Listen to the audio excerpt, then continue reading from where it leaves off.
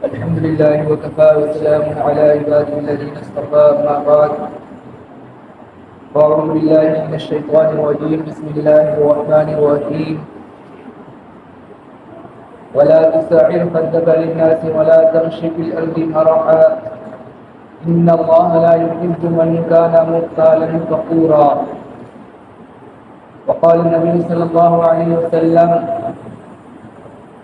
لا يدخل الجنة من كان في قلبه مثقال ذرة من كبر أو كما قال عليه الصلاة والسلام. میرے محترم بزرگوں دوستو، میں نے آپ حضرات کے سامنے قرآن مجید کی آیت اور حدیث پاک کی تلاوت کی ہے. اسی کی روشنی میں آج آپ حضرات کے سامنے کبیرہ گناہوں میں سے ایک کبیرہ گناہ، ایک بڑا گناہ تکبر اور اس کی مذمت کے بارے میں، اور اللہ تعالیٰ نے اور حضور پاک صلی اللہ علیہ وسلم نے تکبر کرنے والوں کے بارے میں جو قرآن اور حدیث کے اندر وعیدیں بیان فرمائی ہیں، ان باتوں کو آپ کے سامنے پیش کرنے کی کوشش کروں گا. اللہ رب العزت سے دعا کرے کہ اللہ تعالیٰ ہم سب کو کہنے سننے سے زیادہ عمل کرنے کی توفیق عطا فرمائے.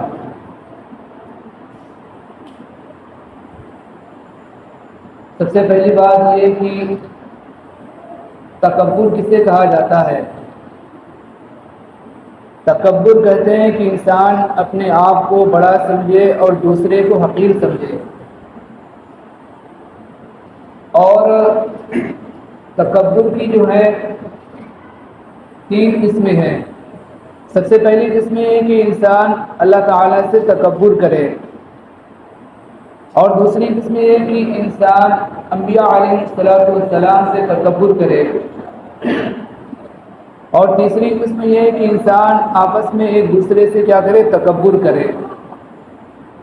سب سے پہلی قسم ہے کہ انسان اللہ تعالیٰ سے تکبر کرے، یعنی اللہ تعالیٰ نے جو احکام دیے ہیں انسان ان احکام پر عمل کرنے میں، اللہ تعالیٰ کی عبادت اور بندگی کرنے میں اپنے لیے عار اور ذلت سمجھے. یہ انسان کا اللہ تعالیٰ سے تکبر کرنا ہے. جیسے کہ حضرت ابراہیم علیہ السلام کے زمانے میں جب حضرت ابراہیم علیہ السلام نے نمرود کے دربار میں جا کر اللہ تعالیٰ کی وحدانیت کو بیان کیا اور نمرود سے حضرت ابراہیم علیہ السلام کا جو بحث و مباحثہ ہوا، تو نمرود نے تکبر کرتے ہوئے کہا انا احیی و امیت، کہ میں زندہ کرتا ہوں، میں مارتا ہوں. قرآن مجید کے اندر اس واقعے کو بیان فرمایا گیا ہے. الم تر الى الذي حاج ابراهيم في ربه ان آتاه الله الملك اذ قال ابراهيم ربي الذي يحيي ويميت قال انا احيي واميت.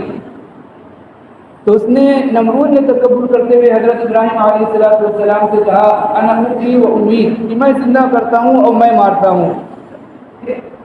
تو پھر اللہ تعالیٰ نے اس کا انجام یہ کیا کہ ایک لنگڑے مچھر کے ذریعے سے اللہ تعالیٰ نے اس کا کام تمام کر دیا. اسی طرح حضرت موسیٰ علیہ السلام کے زمانے میں جب حضرت موسیٰ علیہ السلام نے فرعون کو دعوت دی ہدایت کی طرف، ایک اللہ تعالیٰ کی عبادت کی طرف، جب فرعون کو حضرت موسیٰ علیہ السلام نے بلایا تو فرعون نے تکبر کرتے ہوئے کہا انا ربکم الاعلی، کہ میں خود کیا ہوں؟ رب اعلیٰ ہوں. اور اللہ تعالیٰ نے فرعون کو اس کے ماننے والوں کے ساتھ دریا کے اندر کیا ہے؟ غرق کر دیا. اسی طرح شیطان نے اللہ تعالیٰ سے تکبر کیا.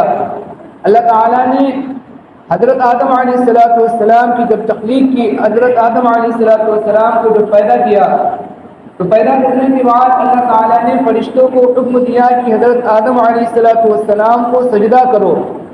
تمام فرشتوں نے حضرت آدم علیہ السلام کو سجدہ کیا، لیکن شیطان نے تکبر کرتے ہوئے کہا خلقتنی من نار وخلقتہ من طین، کہ مجھ کو آپ نے جو آگ سے پیدا کیا ہے اور حضرت آدم علیہ السلام کو مٹی سے پیدا کیا ہے. یہ کہتے ہوئے شیطان نے کیا ہے؟ تکبر کیا اور سجدہ کرنے سے انکار کر دیا. پھر اللہ تعالیٰ نے اس کا انجام یہ کیا کہ قیامت تک کے لیے شیطان کو اللہ تعالیٰ نے ذلیل اور رسوا کر کے اپنے دربار سے اللہ تعالیٰ نے نکال دیا۔ تو یہ ہے اللہ تعالیٰ سے تکبر کرنا۔ اللہ تعالیٰ نے قرآن مجید کے اندر ارشاد فرمایا ان الذین یستکبرون عن عبادتی سیدخلون جہنم داخرین، کہ جو لوگ میری عبادت سے تکبر کرتے ہیں، ان الذین یستکبرون عن عبادتی سیدخلون جہنم داخرین، کہ عنقریب وہ لوگ جہنم کے اندر ذلیل اور رسوا ہو کر داخل ہوں گے۔ اسی طرح اللہ تعالیٰ نے ایک جگہ اور ارشاد فرمایا وَمَن يَسْتَكْبِرْ عَنْ عِبَادَتِي وَيَسْتَكْبِرْ فَسَيَحْشُرُهُمْ إِلَيْهِ جَمِيعًا، کہ جو لوگ میری عبادت سے اعراض کرتے ہیں اور تکبر کرتے ہیں، وَمَن يَسْتَكْبِرْ عَنْ عِبَادَتِهِ وَيَسْتَكْبِرْ فَسَيَحْشُرُهُمْ إِلَيْهِ جَمِيعًا، ان کو اللہ تعالیٰ جو اپنے سامنے کل قیامت کے دن جمع کرے گا، اللہ تعالیٰ اپنے سامنے کل قیامت کے دن ان کو اکٹھا کرے گا۔ تو یہ ہے اللہ تعالیٰ سے تکبر کرنا، اور اس کی بہت ساری مثالیں ہو سکتی ہیں۔ دوسرا ہے کہ انسان انبیاء علیہ السلام سے تکبر کرے، یعنی انبیاء علیہ السلام کی اطاعت کرنے کو، ان کی اتباع کرنے کو، ان کی پیروی کرنے کو انسان کیا کرے، اپنے لیے عار سمجھے، اپنے لیے ذلت کا سبب سمجھے، رسوائی کا سبب سمجھے۔ جیسے کہ قوم عاد ہے، قوم سمود ہے، قوم نوح ہے، اور بہت ساری بنی اسرائیل کی قومیں ہیں، انہوں نے اپنے انبیاء علیہ السلام کے ساتھ کیا تکبر کیا، اور انبیاء علیہ السلام پر طرح طرح کی باتیں انہوں نے کہی، اور ان کی باتیں ماننے کو، ان کی اتباع کرنے کو، ان کے احکام پر عمل کرنے کو اپنے لیے عار سمجھا۔ تو اللہ تعالیٰ نے ایسی قوموں کو دنیا کے لیے نشان عبرت بنا دیا۔ تو یہ ہے انبیاء علیہ السلام کے ساتھ انسان کا کیا تکبر کرنا۔ اور ایک تکبر ہے کہ انسان آپس میں ایک دوسرے سے تکبر کرے، اپنے آپ کو بڑا سمجھے اور سامنے والے کو، دوسرے کو کیا حقیر سمجھے۔ یہ کیا ہے، یہ تکبر کی تیسری قسم ہے۔ تو انسان چاہے اللہ تعالیٰ سے تکبر کرے، چاہے انسان انبیاء علیہ السلام سے تکبر کرے، انسان آپس میں ایک دوسرے سے تکبر کرے، یہ تمام تکبر کیا ہے، اللہ تعالیٰ کے نزدیک انتہائی، یہ اللہ تعالیٰ کی غضب کو دعوت دینے والی بات ہے۔ انسان جو آپس میں ایک دوسرے سے تکبر کرتا ہے، اپنے آپ کو جو دوسرے سے بڑا سمجھتا ہے، اس کی کئی وجوہات ہو سکتی ہیں، کئی اسباب ہو سکتے ہیں۔ ایک سبب یہ ہو سکتا ہے کہ انسان اپنے علم کی وجہ سے دوسرے کو حقیر سمجھے، اپنے آپ کو بڑا سمجھے۔ تو یہ بھی کیا ہے، یہ بھی ناپسندیدہ چیز ہے، اور یہ بھی اللہ تعالیٰ کے عذاب کو یہ بھی دعوت دینے والی ہے۔ جیسے کہ ایک واقعہ لکھا ہے کہ ایک پروفیسر صاحب تھے، اور بڑے کالج کے اندر وہ پڑھایا کرتے تھے، اور اللہ تعالیٰ نے ان کو جو بڑے عہدے پر رکھا ہوا تھا، بڑے کالج کے اندر وہ پڑھاتے تھے، اور دیندار بھی تھے، نماز کے پابند تھے، روزے کے پابند تھے، لیکن ان کے اندر ایک بری عادت یہ تھی کہ وہ اپنے آپ کو بڑا اور دوسرے کو حقیر سمجھتے تھے۔ احساس برتری کا وہ شکار تھے کہ اپنے سے چھوٹا جو تھا نہ اس کو سلام کرتے، اور اگر سلام کرتا تو اس سے سلام کا جواب نہیں دیتے۔ ان کے یہاں ایک شخص ملازمت کرتا تھا، نوکری کرتا تھا، ایک نوجوان ان کے یہاں جو ملازمت کرتا، تو جب بھی وہ پانی پیتے تھے، ایک ان کا کانچ کا گلاس تھا، اس کے اندر وہ پانی پیتے تھے۔ ایک مرتبہ انہوں نے پانی منگایا، تو اس جو آدمی نے، نوجوان نے پانی لا کر دیا، پروفیسر صاحب نے پانی پیا، پانی پینے کے بعد شخص نے وہی گلاس کے اندر پانی پی لیا۔ پروفیسر صاحب کو بہت غصہ ہوا، اور اس نوجوان کو بہت زور سے انہوں نے ہاتھ مارا اور بہت برا بھلا کہا۔ پھر پتہ نہیں اللہ تعالیٰ کو یہ بات ان کی ناگوار گزری۔ اللہ تعالیٰ نے پروفیسر صاحب کو 3 اولادیں دی تھی، 2 لڑکے اور 1 لڑکی، 2 لڑکے اور 1 لڑکی۔ لڑکا اور لڑکی، ایک بڑا تھا جو اسکول جاتا تھا، ایک چھوٹا تھا بچہ تھا 1.5 سال کا جو گھر کے اندر رہتا تھا۔ پروفیسر صاحب جو کالج کے اندر گئے پڑھانے کے لیے، اور بڑی لڑکی بڑا لڑکا جو اسکول کے اندر چلے گئے، چھوٹا بچہ گھر کے اندر اپنی والدہ کے ساتھ تھا، ماں جو کھانا بنانے گھر کا کام کے اندر مصروف تھی، وہ چھوٹا بچہ جو چلتا چلتا کھیلتا کودتا فریج کے پاس گیا، فریج کا اس نے دروازہ کھولا، اتفاق سے فریج کا جو نیچے والا گوشت تھا وہ کیا تھا، خالی تھا، وہ اس کے اندر چلا گیا، جانے کے بعد وہ دروازہ فریج کا بند ہو گیا۔ ماں اپنے کام سے جو فارغ ہوئی اس نے تلاش کیا، ہر طرف ڈھونڈا تو بچہ نظر نہیں آیا، اپنے خاوندوں کو پروفیسر صاحب کو فون لگایا اور سارا ماجرا سنایا۔ پروفیسر صاحب دوڑتے ہوئے آئے، بچوں کی تلاش کیا، ہر جگہ تلاش کیا گیا، اعلان کیا گیا، لیکن بچہ نہیں ملا۔ جب تک بھاگ کر لوگ بیٹھ گئے اور وہ صاحب پروفیسر صاحب بھی بیٹھ گئے تو تھکان کی وجہ سے پیاس لگی اور انہوں نے کہا کہ ٹھنڈا پانی لے کر آؤ۔ جب ٹھنڈا پانی لایا گیا، فریج کھولی گئی تو دیکھا گیا کہ وہ بچہ کیا تھا، فوت ہو چکا تھا، وہ اکڑ چکا تھا۔ تو پھر اس کے بعد ان کا جو ایک لڑکا تھا اور وہ جو پڑھ کر فارغ ہوا اور پڑھ کر فارغ ہونے کے بعد اس کی جو سعودی عربیہ کے اندر جاب لگ گئی، وہاں چلا گیا، اور لڑکی تھی وہ بھی جب پڑھ کر فارغ ہو گئی تو اس کی بھی شادی ہو گئی، اور پھر پروفیسر کی صاحب کی حالت یہ ہو گئی کہ ان کو کوئی بھی پوچھنے والا نہیں رہا، ان کا حال کوئی دریافت کرنے والا نہیں رہا۔ اسی طرح ایک اور واقعہ لکھا ہے کہ ایک حافظ صاحب تھے، بہت اچھا قرآن یاد تھا، رمضان کی 27ویں رات تھی، لوگوں نے ان سے کہا کہ حافظ صاحب پورا قرآن مجید سنا دیجیے آج رات میں، تو وہ تیار ہو گئے اور ایک رکعت کے اندر انہوں نے 29 پارے پڑھے، کوئی غلطی نہیں آئی، کوئی لٹن نہیں آئی، پیچھے کئی حافظ تھے، کسی کو لقمہ دینے کی ضرورت پیش نہیں آئی، اتنا اچھا انہوں نے قرآن مجید سنایا۔ جب دوسری رکعت پڑھنا شروع کی اور دوسری رکعت میں جب انہوں نے سورہ اخلاص قل هو اللہ احد پڑھی تو قل هو اللہ احد کے اندر جا کر کیا کرے، بھول گئے وہ جا کر، اب وہ پڑھنا چاہ رہے ہیں لیکن نہیں پڑھ پا رہے ہیں، متشابہ لگ گیا، تو پھر ایک غیر حافظ جو ان کو لقمہ دیا، جب جا کر وہ آگے بڑھے اور نماز پوری ہوئی۔ نماز پوری ہونے کے بعد لوگ بڑے خوش کہ 2 رکعت کے اندر ہم نے قرآن مجید سن لیا، قرآن مجید مکمل ہو گیا۔ حافظ صاحب ان کے اندر شرمندگی بہت، ندامت کے ساتھ وہ بیٹھے ہوئے تھے۔ لوگوں نے پوچھا کہ حافظ صاحب کیا ہوا؟ انہوں نے کہا کہ میں نے جب قرآن مجید پڑھنا شروع کیا اور پہلے رکعت کے اندر میں نے 29 پارے پڑھائے اور دوسری رکعت میں جب میں تبت یدا ابی لہب کی صورت پر پہنچا تو میرے دل میں یہ خیال آیا کہ پورے شہر کے اندر مجھ سے جیسا حافظ قرآن نہیں ہے، میں نے جو 2 رکعت کے اندر پوری قرآن مجید سنا دی، کوئی غلطی نہیں آئی۔ یہ بات جو میری ذہن کے اندر آئی، اللہ تعالیٰ نے ایسا معاملہ کیا کہ سورہ اخلاص کے اندر بلا دیا۔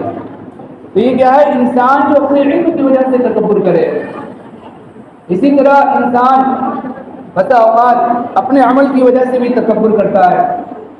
بنی اسرائیل کا واقعہ لکھا ہے کہ بنی اسرائیل کے اندر 2 شخص تھے، ایک بہت بڑا عابد، لوگوں کے اندر اس کی عبادت کے چرچے کی، یہ شخص بڑا عابد ہے، عبادت گزار ہے، اتنا بڑا عابد تھا، اتنا بڑا عابد تھا کہ ہر وقت جو اس کے سر کے اوپر جو بادل کا سایہ اس کے اوپر رہتا تھا۔ ایک دوسرا شخص تھا جس کے بارے میں لوگ خوب اچھی طرح جانتے تھے کہ فاسق و فاجر ہے، گنہگار ہے۔ تو ایک مرتبہ اس گنہگار کو اپنی غلطی کا احساس ہوا اور اس نے سوچا کہ میں جو عابد صاحب کے پاس جا کر ان کی صحبت میں رہوں، ہو سکتا ہے اللہ تعالیٰ کی رحمت میرے اوپر نازل ہو۔ تو یہ سوچ کر عابد کے پاس گیا اور ان کی صحبت میں بیٹھنا چاہا۔ عابد نے جب یہ دیکھا کہ یہ تو بڑا گنہگار ہے اور بڑا خراب آدمی ہے، اس کے قریب بیٹھنے کے لائق نہیں، یہ دل کے اندر خیال آیا تو اللہ تعالیٰ نے اس دور کے نبی کے پاس یہ وحی بھیجی کہ دونوں سے یہ بتلا دو کہ دونوں جو اپنے عمل کریں، ہم نے جو گنہگار کی توبہ کو قبول کر لیا، اس کی تمام غلطیوں کو معاف کر دیا اور عابد کے تمام اعمال کو ضائع کر دیا۔